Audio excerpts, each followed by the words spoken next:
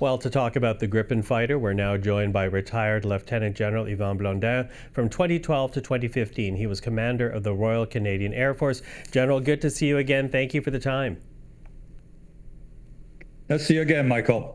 So the government seems very open at this point to buying into Saab's Gripen fighter program. This would be in addition to Lockheed Martin's F-35s. But, based on an editorial that you co-wrote this morning, you seem to think, and correct me if I'm wrong here, but you seem to think this would be a bad idea because of what? Concerns over having a mixed fleet? Well, the concerns are the definition of a mixed fleet and how do you want to use a second fleet.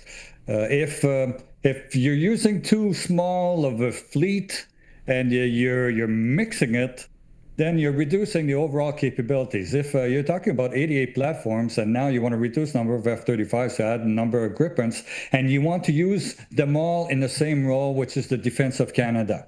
This is a bad idea. This is a reduction in overall capability, and we should not go there. The defense of Canada is not a risk with the F-35, and the F-35 is the best platform to be doing this, especially if we're going to be doing it with the Americans.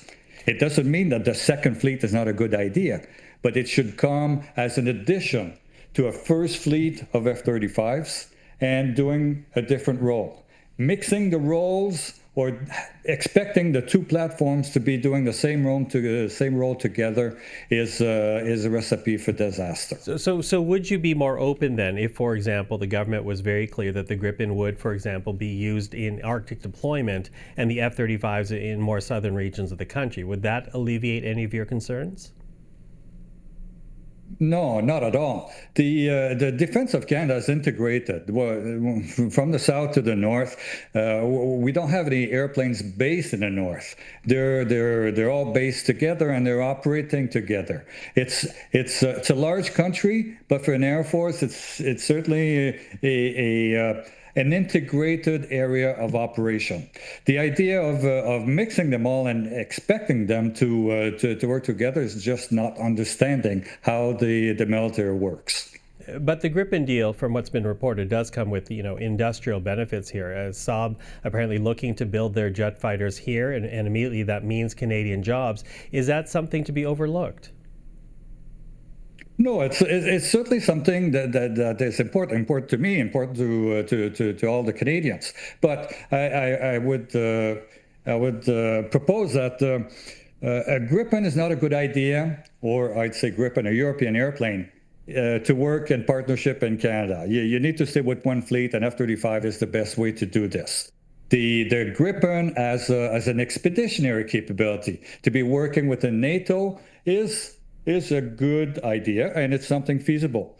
But it needs to be delayed in time because right now the RCAF doesn't have many pilots to do the transition from the F-18 to one fleet. To expect it to do a transition from the F-18 to two fleets is just increasing the number of required pilots, and it just doesn't exist. It would push a transition beyond the time when the F-18 is expecting to fly, and it would reduce considerably our ability to defend Canada, and we'd have to explain to the Americans why they need to take over for a while because we're just not ready to take it over. So we should be protecting that thing. It's too late. Let's keep on going with the F-35, and let's think about a second capability now towards Europe. But that capability needs to be what we need in 2035, not what we needed in 2015. And the discussion about the Gripen or fourth generation airplanes is exactly that. It's stuff that we needed 10 years ago.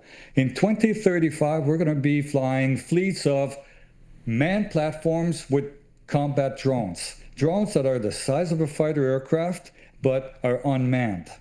It's going to be much reduced need for manned platforms. So if today I would use 100 Gripens to fly as a second fleet, in 2035, what I'd want to have is a fleet of maybe 25 Gripen and 75 combat drones to go with this. Okay, so wait for the Gripen until technology gets better down the road. Stick with the F-35 right now is what I'm hearing from you. But wouldn't Canada have more autonomy with the Gripen? You know, with the F-35, for example, wouldn't this country need some type of approval from Washington if you were to deploy them in operations that don't directly involve the United States or have United States approval?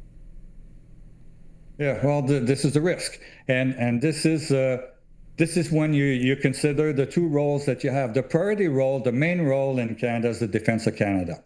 It's where you need to put your best platforms and the best capability that you can have.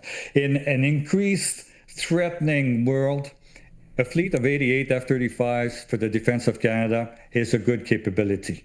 And it's probably the best way to defend North America, especially connecting with other F-35s and all the systems that the Americans are going to be throwing into this.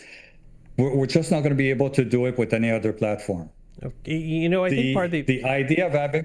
Sorry, continue, General. The idea of a second fleet makes military sense and becomes useful in the sense of mitigating the risk if you want to have a capability to intervene outside of Canada.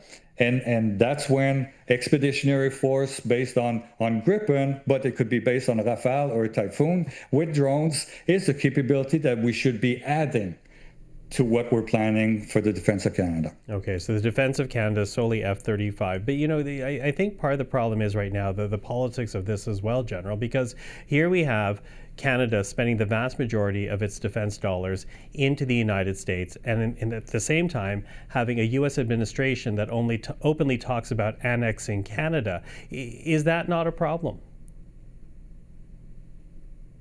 Well, I read this, but the defense of Canada is the defense of the United States. It's all together. It's the defense of North America. When we put F-35s out there in the north, it's a binational command. It's American officers with Canadian officers doing the